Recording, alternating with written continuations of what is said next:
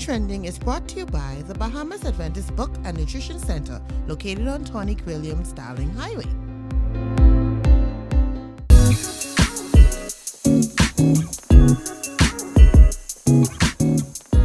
Hey guys, welcome to Young and Trending here on Word SPC 88.3 FM, where we always aim to be bold, be true, and be heard. I'm Tyla. And I'm Pastah Nassah. And today we're talking about having an attitude of gratitude. That's right.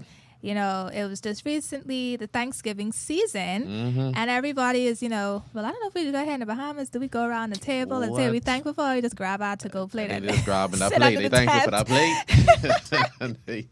and that's what they giving thanks for.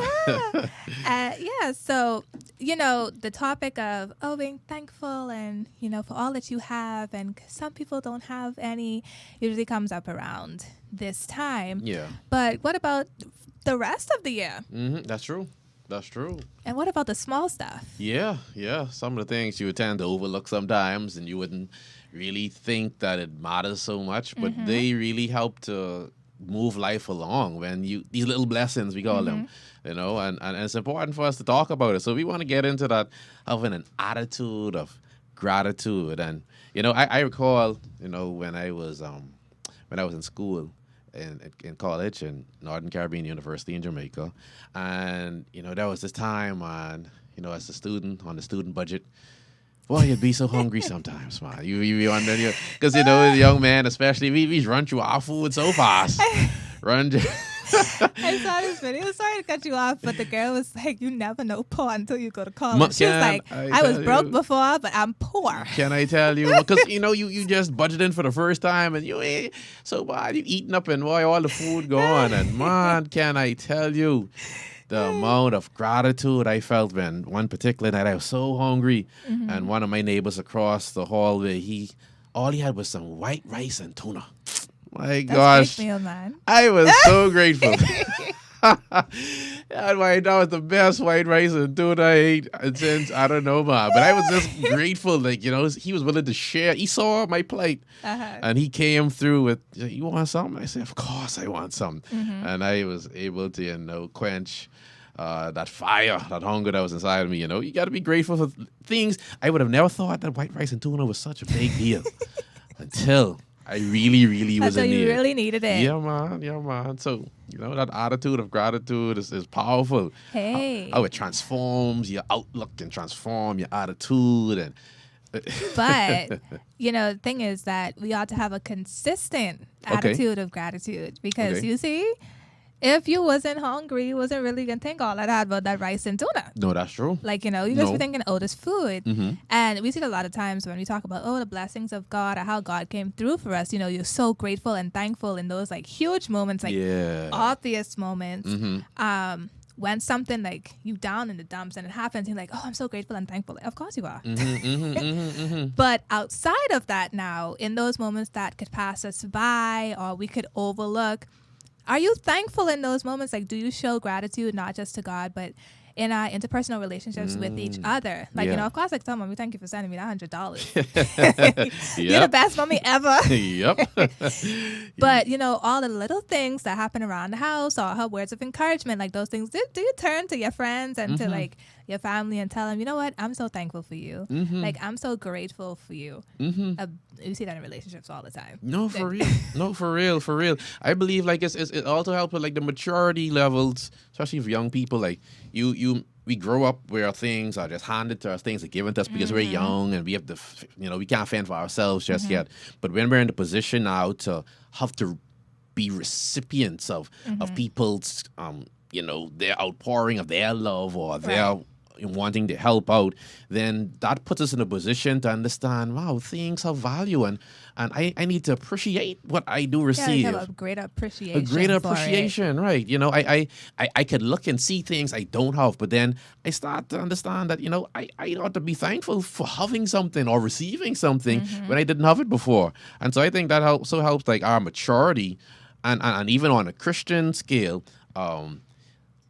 help to put us in a healthy position to look at the world, to look at life, especially when we live in a world that's full of suffering at times and pain, and it's like, not. What is there to have gratitude for? I mean, there's a lot of things, but sometimes it's hard to really even want to like have that spirit of peace and thankfulness when you look around. You see so much people who are unfortunately in worse positions than us.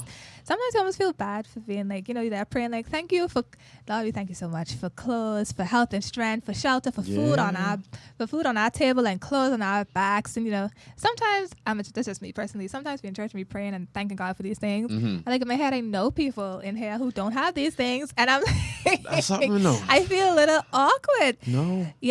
Being so thankful and okay, do you get where I was going? No, I get you. I get you. Because you juxtapose that against, the reality that there are some people who don't even have what you may call the bare minimum. They are praying for just the bare minimum, and it's like, that's the reality. That's why only God could be God, because only God could see everyone, every situation, and understand how to navigate. I can't go there. It'll blow my mind. But it helps us, I feel, to be more mature in how we look at life. That we ought to be grateful for what we have. Things could be worse, and we don't pray for worse. But then when we see these blessings in a world that's impacted by sin and loss and pain and suffering, we can give thanks for what it is that we do have. Somebody who don't have a roof can thank God that they're alive. Because some people, it's the reality. Like, things can always get drastically worse. Things can always be worse. It's like the story with the father and his son who became crippled and wanted to go off to war or something of the sort. And it came down to it at the end of the day. He was thanking God that his son ended up being a cripple because he didn't go off to war and pass away. Yes. And the moral of that story, I'm quite sure there's several versions of that. Yes, different versions of that story. Was just, it could always be so much worse. Like, they're thanking God for your car, and someone thanking God that they could walk, and someone thanking God that they have legs, and all of these different stuff. And I think the opposite end of this then is, as Christians, how do we battle with the thought of, or with the concept of entitlement, or feeling entitled to certain things? You talked earlier about, as kids or as younger people, when you don't have responsibilities and bills and things just being handed to you. I mean, as your parents should be taking care of you, hopefully. But having to get older and then gain appreciation for that. Yeah. Right? And, as you get older as well, those things that God blesses us with, like life, health, strength, as deaths hit harder, like people close to you go through stuff, you go through stuff. That greater appreciation then comes into play because you understand that on a deeper level. Yeah.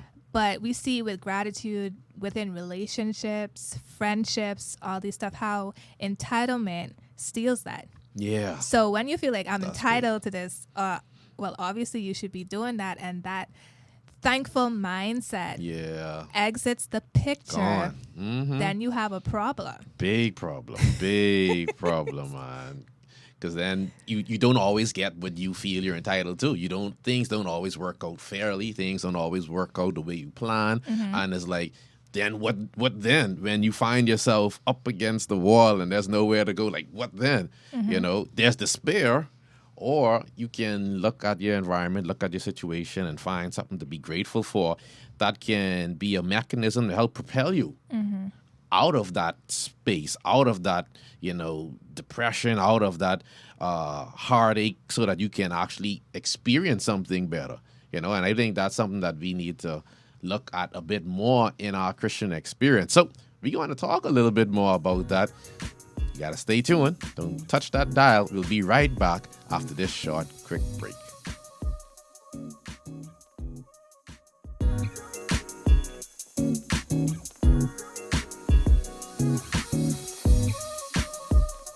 Welcome back to Young and Trending here on Word SBC 88.3 FM, where we aim to be bold, be true, and be heard. I'm Pastah Nassah. And I'm Tyla. And today we're talking about an attitude of gratitude. And we want to just dive in a little bit more about, how it's so important and necessary for us to have this attitude of gratitude and its effects on us as Christians, as a society, as a whole. And in the previous segment, we started to talk about, how as Christians it applies. It makes me think about, Tyler, that story in the Bible of Luke chapter 17 with the 10 lepers. It's a story there where, Jesus, he saw 10 lepers, on the way to Jerusalem. And, these men, they were standing at a distance because people was already treating them some kind of way, right? They were treating them awful. It was according to their customs and their laws, right? Unclean, so you don't go. People were scorning them. They were shunning them. And so these men, they were without. They didn't have a proper job. They didn't have the access to their family and friends like others. They were outcasts. They were looked down upon. And, even the church at the time, the priest them wasn't able to help them. That's the reality, right?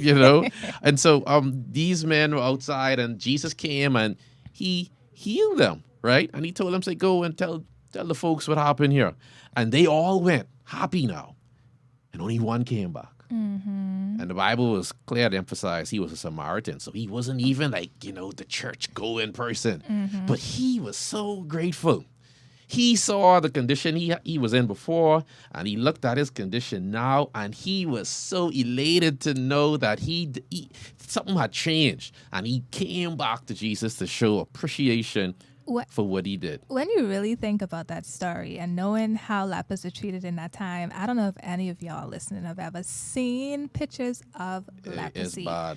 But to think about them getting a complete healing and how drastic that would have been, it's actually insane to think that none of them were like, thank you so much. Oh my goodness, thank you so much.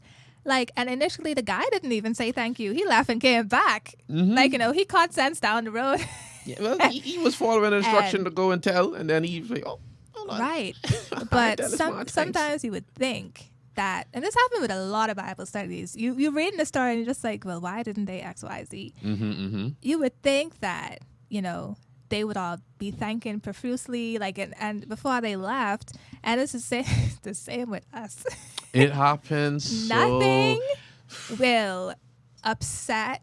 I don't want to say me, but I think everybody can relate to this. Then you do something for someone and they don't say thank you.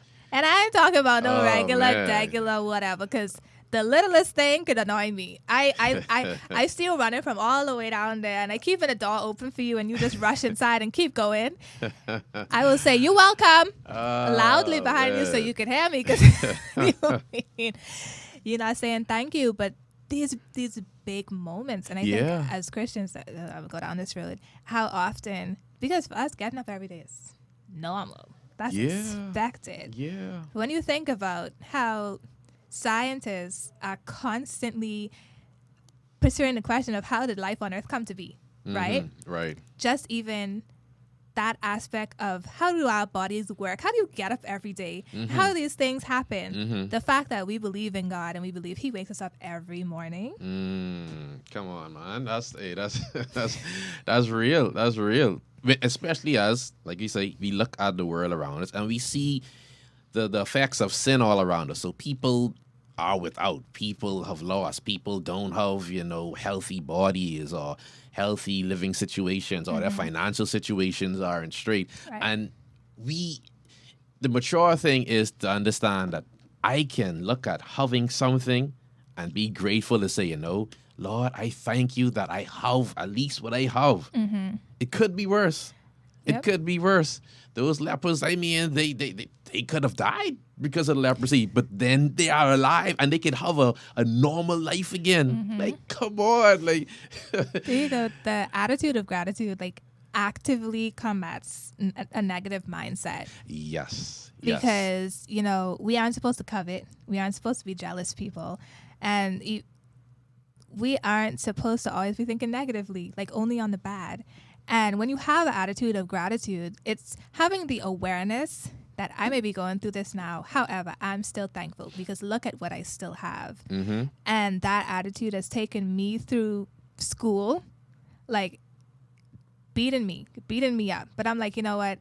I'm thankful I have the opportunity to have education, like, and to go to school. No, real. Right? That's true. My family members are making me upset. I'm like, you know what? I'm thankful to have these family members in my life who, despite right now making me upset, they're still here and we still love each other. Like, and so in my relationships, like, this is making me mad. Why'd you do that? And like ignoring all of the good, because generally as humans, we make mountains out of molehills and emphasize all the bad. The bad is always going to look and feel bigger than the good. Even if there's 99% good moments, that 1% is going to catch you. It's going to catch you. And I think that what helps to motivate us as Christians to have an attitude of gratitude is our faith and belief in God and His ability to work in spite of. The Bible verse says, all things work together for good. It's hard to see the good when you're in some rough situation. Like, what good come from this, Lord? Like, I don't know, right? This man, he's still alive. Nick Vujicic is a man. He was born without no hands, no legs. Oh, no legs. Yeah. Right. And I'm a motivational speaker, right? You would think that this man would be the most depressed man in the world. No arms, no legs. How could he have a normal life? How could, things work out for him? But if you see this man today, this man has the biggest smile, so cheerful. Why? Because the man understood, I'm alive. I can still move. Like, I can move my torso. He swims. No arms. Is he married with kids? He is married. He has children. He is a world-renowned public speaker. Yes. Even though he was born with no arms and no legs, like, he could have been, I guess you would almost say, rightfully so depressed and down. And just full of, despair. But here it is, man. This man is grateful for life, grateful that he could use his voice, grateful that he can stand out in a way that it grabs people's attention, and now they're willing to listen to what he has to say. And he goes around the world as a motivational public speaker because he has an attitude of gratitude. I think also, too, what's good to note is that having that positive attitude or the attitude of gratitude is not that you have blinders on to your circumstances, or that you can't want better for yourself, or you can't want to get out of the situation that you're in, or you aren't rightfully upset or angry about the position that you have yourself in. Right. It's just almost like a grounder. Yes. That gratitude is a grounder, like, hey, I'm in this position. I don't want to be here. I'm trying to get out. But you know what? This is what I have going on for me. Thank you, God, for waking me up this morning. My car, the AC don't work, but hey, I have a car and it's taking me from point A to B. Lord, thank you that my gas lasts me from work to home. Another day. Yeah. It's a source of strength. It's a source of resilience. Like, it helps you when life gets hard and life gets challenging. You can draw upon past experiences of how something worked out, how you were delivered, how there was a breakthrough that happened in some situation, or how you had some sort of means even though you lost so much. And that can help to propel you to face the challenges that come. Because life could be full of challenges. They ever saying, if it ain't one thing, it's the next. And if you live long enough, you can experience that over and over and over again. Right? And so you need all of these things at times to help you to say, you know what, let me pull myself together, and let's go at it again, man. I failed this class, but I still didn't kick me out of school. I still here. Let's sign up again this semester. We going at it again, right? I'm on probation. All right, and I still got one more chance. Let's go at it again. Like, this attitude of gratitude helps us to reframe the way we see the world, and it helps us to be thankful. And then, so that also reminds me of the story in the Bible of the Samaritan woman. This woman. Okay, again, well, how was she thankful? Well, this woman, again, Samaritans and Jews, they didn't like each other at all. Both feeling like they were the chosen people, and the Jews at the time felt like Samaritans were less than because, they had intermingled and mixed. Very reminiscent of what's going on right now. Mercy. In that place over there. And Herod was now a Jew, was sitting at this well asking the Samaritan, saying, hey, man, give me something to drink. I'm thirsty. And she said, they having their little back and forth. And as Jesus ministered to her and he started to reveal to her like what her heart is really longing for, she started to find herself at peace. Like something entered into her that reframed and reshaped how she looked at herself, how she looked at the world. And she was so more appreciative of the fact that God cares for her. And she had to go and tell the whole town, the Bible saying, everyone, people came from far and near just to hear from Jesus because of her testimony. She was grateful someone saw her, saw past her situation, saw past her past, and actually saw worth and value in her. And she was so grateful to know that, hey, I am somebody. God has recognized me. And she was grateful that she told the whole town. Listen, that's no, that's okay. So that just made me remember something. I recently had I was happy to be able to go in person to Oakwood University Church, OUC, on a Sabbath. And the pastor that preached that day was Pastor Kimberly Mann. She's awesome. And she preached a sermon called What About the Leftovers? And it was a sermon about Thanksgiving. And the leftover portion of it came from the story of Jesus feeding the 5,000. And we know it was more than 5,000 because it was just 5,000 men. And that's not inclusive of the women and children. But they had 12 baskets of leftovers. And she was talking about what the leftovers represented. And, in line with Thanksgiving spirit and, Black culture, she's talking about how when you go to your Thanksgiving dinner and you go to all these houses, the hallmark trait of a good meal, right? Or if you really put your foot in that pot is when people start bringing out the to-go plates.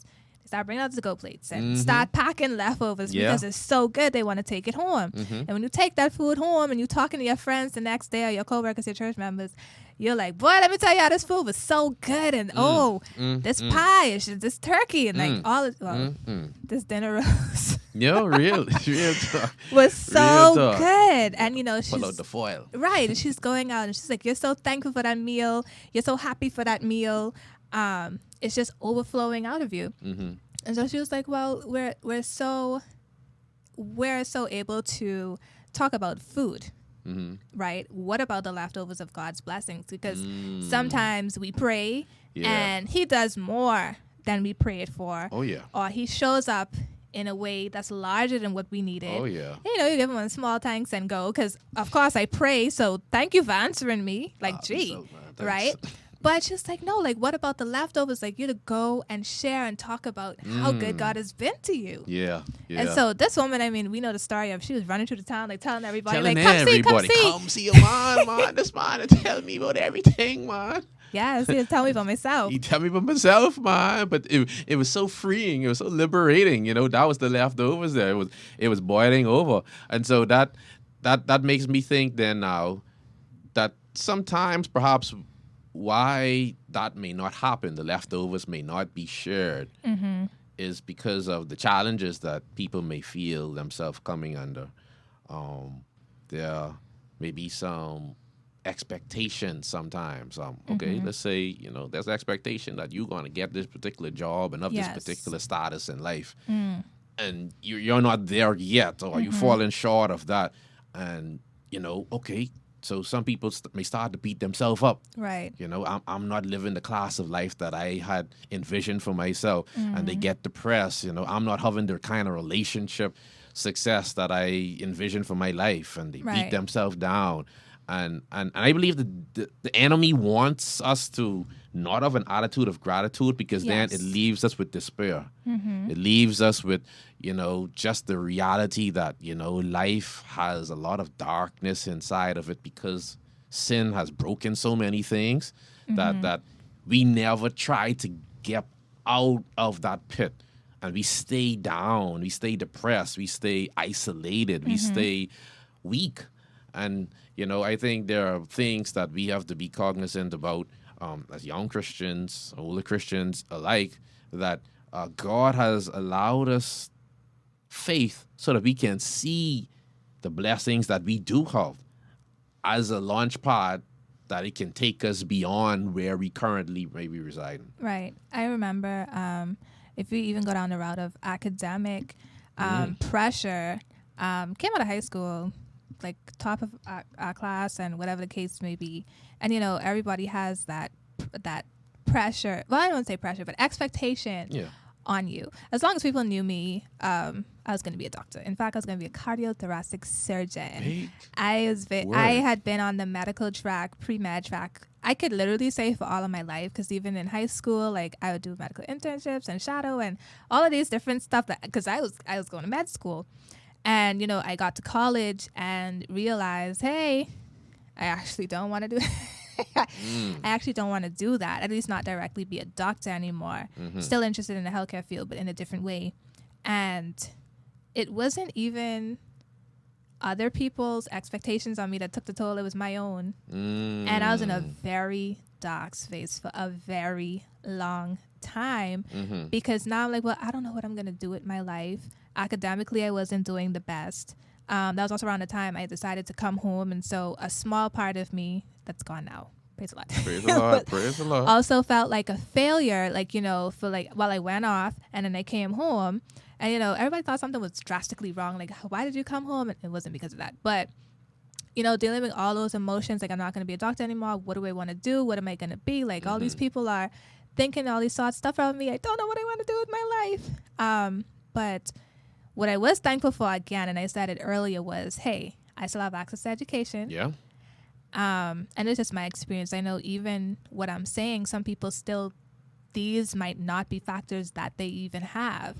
You know, I have a supportive family. Oh, that's awesome. My mom, my mommy, I cannot stress that enough, took me through that time with her support. I have supportive friends. You know, and so having to keep those in mind, having to stay in communication with God, having to make a plan and pull myself, well, I wouldn't say pull myself, God. God pulled me, but I came out of that space. Yeah. And out of that headspace. And even just being there and still having a support system, I could empathize with people who don't even have that. Okay, we went really deep, really fast. And I took up all the time. But listen, so much to be thankful continue for. to have the attitude of gratitude. It's a transformative mindset. It will transform your relationships. I promise you. I can speak on that from personal experience. But guys, thank you so much for tuning in to Word SBC 88.3 FM with us here on Young and Trending. And you can catch us on social media at SBC Media Network on Facebook and Instagram. You can listen to us here on Word SBC 88.3 FM on Tuesdays from 6 to 6:30 with reruns on Wednesdays and Fridays from 3:30 to 4.